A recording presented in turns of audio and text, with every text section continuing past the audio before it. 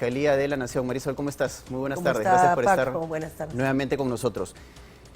¿Qué es lo que estamos viendo precisamente en medio de esta situación? Vemos a un presidente, Pedro Castillo, que ha intentado por todos los medios anular esta investigación desde el Ministerio Público. Sus abogados han llegado incluso hasta el control de tutela con un espectáculo bastante anecdótico que hemos visto hace un par de días, y finalmente hoy Pedro Castillo ha decidido caminar hasta el Ministerio Público para rendir su manifestación.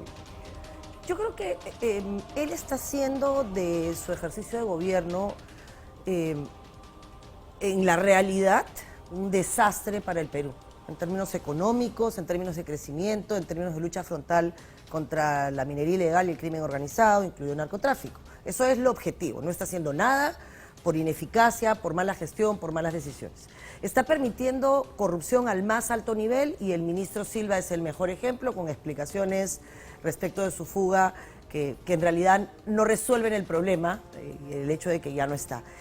Y está haciendo un circo en todo, incluido esto, ¿no? O sea, desde la presentación del gabinete en las papas en la quinoa, inmorales, porque estaba tomándole juramento a alguien con presuntos vínculos con el terrorismo, sin gabinete completo, circense, cerrándole la puerta. Date cuenta que desde el comienzo ha manejado este doble discurso, ¿no? El discurso para la calle de yo escucho a todo el mundo y la actitud real de yo voy a Canal 7 con el ministro de Cultura que hace de decán y salgo diciendo lo que quiero y respondiendo lo que quiero en preguntas que no son las que el país necesita saber. Y esto es más de lo mismo. Va a ir hoy al Ministerio Público diciéndole a la gente que tiene que comer, que tiene que vivir, que está ocupada trabajando y no está en los detalles de todos los días que nos sorprenden, diciendo, acá estoy por transparencia y para apoyar a la justicia. Pero día que pasa es exactamente el mismo discurso, más la victimización, más no los consabidos discursos de ataque de la prensa, de la derecha golpista, etcétera, etcétera, y la gente parece no reaccionar frente a la situación que estamos viviendo. Y el Congreso tampoco es que haga mucho por tratar de alguna manera de ponerle un freno a esta situación que ya parece desbocada. Está desbocada desde el inicio. Yo creo que el enfoque inicial de sacar a Castillo antes de que sus actos empezaran a sacarlo, que es lo que ha terminado pasando en el tiempo, digamos, a los 2 o 3 meses el argumento ya no era el momento de la elección, el argumento era su conducta. Pero como se arrastró un tema que mantenía la polarización del país, no se ha logrado que la ciudadanía se sienta representada necesariamente en lo que las marchas generan, que yo por supuesto respeto a todo el que quiere manifestarse, pero el denominador común entre todos los que no creemos en los extremos que se han juntado en barbaridades en contra de las mujeres en este país, ese denominador común es que queremos que se vaya el presidente Castillo.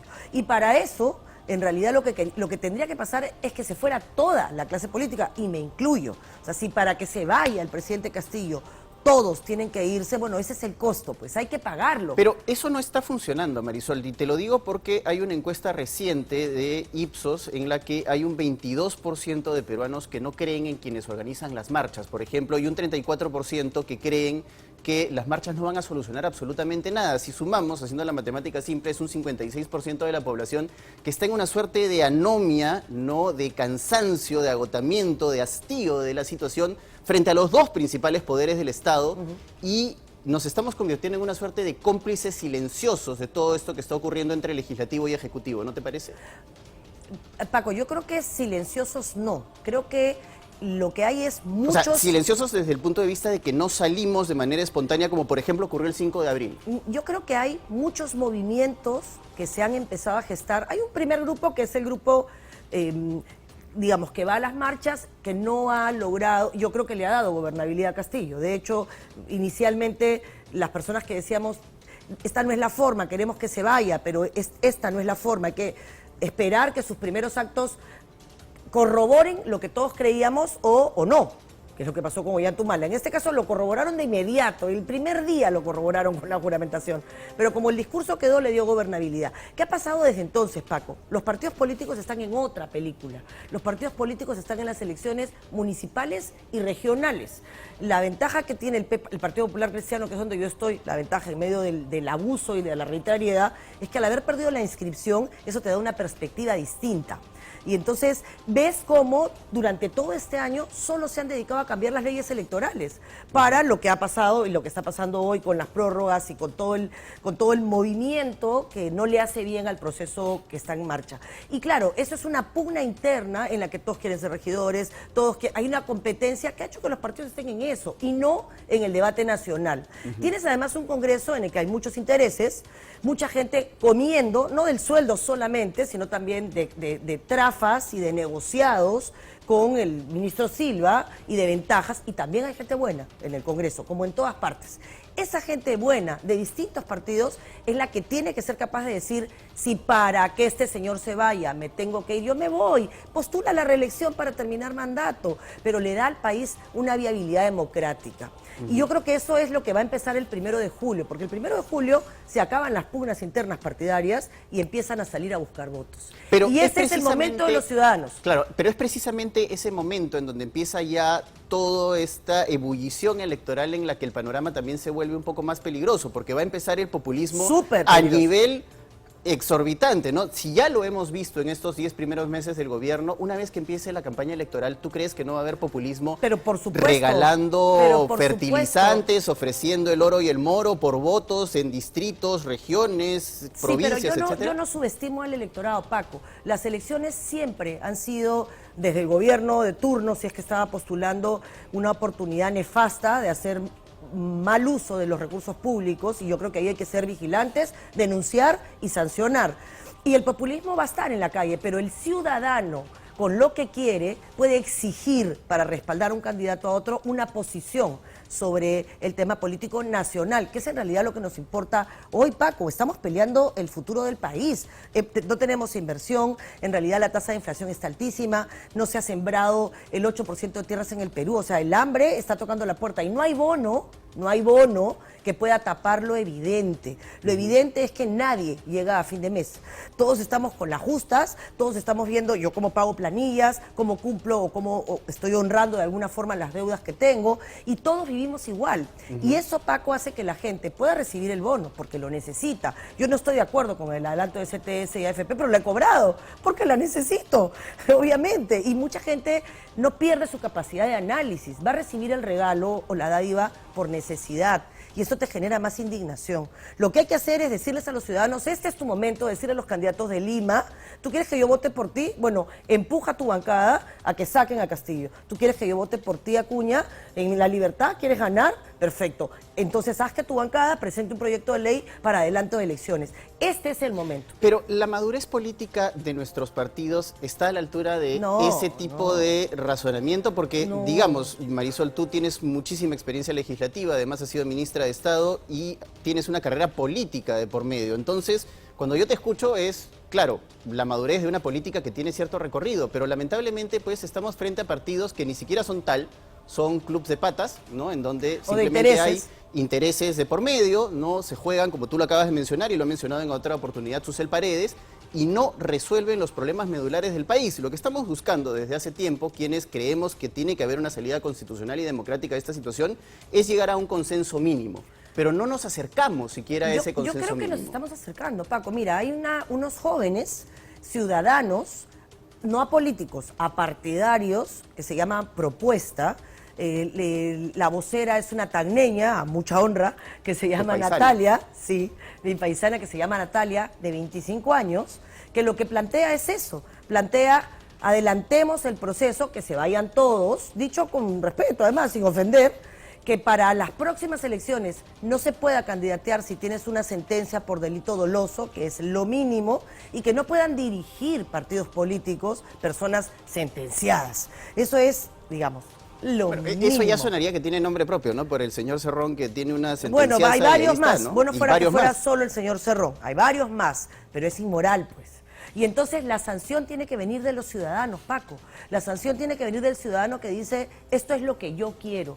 Y eso es marcha, sí, es ollas, sí, es salir a la calle, sí, pero también es ser capaz de firmar y respaldar una propuesta como la de estos jóvenes, ser capaz de conciliar mínimos y pedirle a los líderes de partidos, a Acuña, a Keiko, a López Aliaga, oigan, Ustedes son los que tienen que presentar el proyecto de ley y decir que se vayan todos. Y si el presidente tuviera un buen consejero político, le tendría que decir, lo van a sacar de todas maneras. Es cuestión de tiempo. Nadie va a aguantar una mentira más de alguien que ha plagiado su tesis para ganar más plata y que lo ha puesto en una declaración jurada para ser candidato a la presidencia. Antes de volver sobre el tema... ¿Él podría plantear el proyecto de ley? Así es, y de hecho dice que lo planteó, ¿no? Ojalá que lo iba a plantear y que lo finalmente plantee y que plantee un proyecto de ley en el que diga, saben que esto es insostenible, adelanto y lo manda al Congreso y diga que la ciudadanía decida. Pero eso es también una suerte de espada de doble filo, ¿no? Porque puede ocurrir exactamente lo mismo que ocurrió con Vizcarra, ¿no? Que él también mandó un proyecto de ley al Congreso de la República y en la Comisión de Constitución le dijeron, no, chochera, al archivo. Bueno, pero es que ahí lo que tú tienes, mira, el juego político o la estrategia política tiene que ser sincera. ¿Qué queremos los ciudadanos? Que se vayan todos y que los mejores se queden a través de una reelección que obviamente se seguiría el modelo del proceso anterior para terminar mandato, entendiendo que han estado Los buenos no tienen nada que temer, se van a quedar de todas maneras, lo que van a hacer es salir los malos. Y eso en un proceso electoral tan corto, en una campaña que empieza en 1 de julio y termina en octubre, nos da una ventana de oportunidad a los ciudadanos, Paco, para exigirle a ese candidato que tiene capacidad de influir en el Congreso, presiona para que se apruebe una norma de adelanto o de recorte de proceso, cualquiera de las dos cosas. Tú adelantas elecciones y adelantas el proceso o recortas este mandato, cierra y hay un proceso electoral en el cortísimo plazo. No es sostenible esto que está viviendo el Perú, Paco. Ya ahora, no. Antes de volver al tema Castillo y su declaración, Marisol, yo te quería preguntar si es que hay algún mea culpa que hacer por parte de quienes organizan las marchas que se han visto en estos meses. Tendrías que preguntárselo a quienes las organizan. Yo ni las organizo. No, te lo pregunto como política, ¿no? O sea, digamos, con esa vista exterior que tú me has expresado, yo no participo. Mira, yo te preguntaría si es que habría que hacer algún tipo de mea culpa, porque ese 22% nos dice algo, ¿no? Yo creo que sí, pero en todo caso, yo respeto más que eso. El mea culpa para mí tiene que venir porque si de verdad se considera que ha habido este fraude, que yo creo que han habido actos muy irregulares y el TC también lo ha señalado, de hecho afectando al PPC con la misma razón con la que hoy están prorrogando el plazo. Ese es un tema del pasado, pero se pudo haber solucionado, Paco, si durante todo este año se hubieran dado leyes, se hubiera legislado para transparentar el proceso, para garantizar una inscripción clara, predecible, con plazos claros, adelantándote a lo que era evidente, que la plataforma tecnológica no iba a soportar esto y que podía, por ejemplo, presentarse también por mesa de partes para que no existiera esta sensación de que se está beneficiando a alguien ampliando el plazo. Y no se hizo nada de eso. ¿Qué cosa se hizo todo el año? Prorrogar las ventajas según las circunstancias de cada partido. Se eliminó la pérdida de inscripción si es que no escribías en un máximo, se eliminaron las alianzas con los movimientos regionales, con lo cual los desapareces y fortaleces de mentira los partidos, porque por ejemplo Richard Arce, su movimiento regional fue a Somos Perú y hoy ha hecho denuncias públicas de que no lo van a inscribir. Eso es un escándalo. Y así puedo contarte, se prorrogó el plazo para inscribir nuevos militantes del 30 de octubre al 5 de enero. Todas las reglas, se eliminaron las PASO, todas se cambiaron y no se cambió el mayor cuestionamiento que se tuvo para las marchas, que era el cuestionamiento de la falta de transparencia y la publicidad de las actas. Entonces, esa es la mayor crítica, ¿no? ¿Por qué tu acto político público no vino acompañado de un acto político de remedio? El PPC, en cambio, lo que hizo fue judicializar lo que consideró un atropello y logramos una sentencia del TC en el que el TC dice lo que pasó violenta el derecho de participación ciudadana y de participación política. Sí creo que tienen que hacer una reflexión sobre cómo de alguna manera mantener la polarización, lo que ha hecho es generarle o darle gobernabilidad a Castillo. Claro, porque cuando tú escuchas a los líderes de estas marchas hablar de fraude, fraude, fraude, ¿no? Y repetir el tema de comunismo, comunismo, comunismo, la gente ya siente una sensación de cansancio y que más bien le estuvieran haciendo un favor al presidente Pedro Castillo. Ahora, volviendo a Pedro Castillo, Marisol, yo quería preguntarte qué esperas de esta declaración que pueda hacer el presidente frente al fiscal de la Nación, Pablo Sánchez. Te lo pregunto porque si nos remitimos a su respuesta por escrito, ¿no? Es desconozco, no me acuerdo, ¿no? Ya pasó mucho tiempo, y son vaguedades, ¿no? ¿Qué esperamos de esta...? Yo esperaría con ilusión la verdad, pero creo que lo que vamos a recibir son mentiras y evasivas. Pero la foto de él en el show de ir caminando y llegar a la fiscalía diciendo estoy colaborando con la justicia. Colaborar con la pero justicia... la foto que en verdad nos ha quedado a todos, Marisol, es del presidente rodeado de 800.000 policías, ¿no? Porque tiene miedo de caminar con su pueblo, porque en realidad lo que ha hecho es abandonar a su pueblo, ¿no? Y lo que está generando es más pobres en un país que ya no va a ser rico, sino pobre. Y eso es vergonzoso, porque lo que él ha destruido en un año de institucionalidad no haya sucedido. Es verdad que teníamos una crisis política y una crisis de gobierno, que es lo que ha permitido que el señor sea presidente, ¿no? Y no te olvides que él fue creado por Becerril cuando lo recibió en el Congreso y lo hizo existir en esa marcha del magisterio que generó que los estudiantes no pudieran ir al colegio. Pero hoy, incluso su base social, que son los maestros, ya no lo respeta, porque un maestro es ejemplo.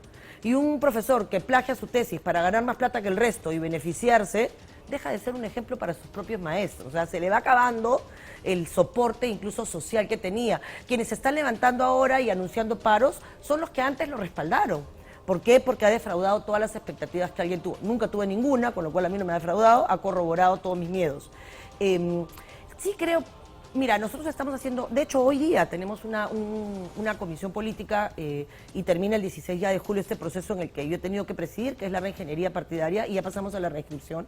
Y estamos haciendo este esfuerzo que yo creo que es un esfuerzo nacional. Y mi partido está representadas personas que sí creen y que participan de las marchas. Y estamos representados otros como yo que creen que este señor se tiene que ir, pero que consideran que las marchas no necesariamente eran el camino correcto. Y vamos a intentar hacer un esfuerzo de unidad.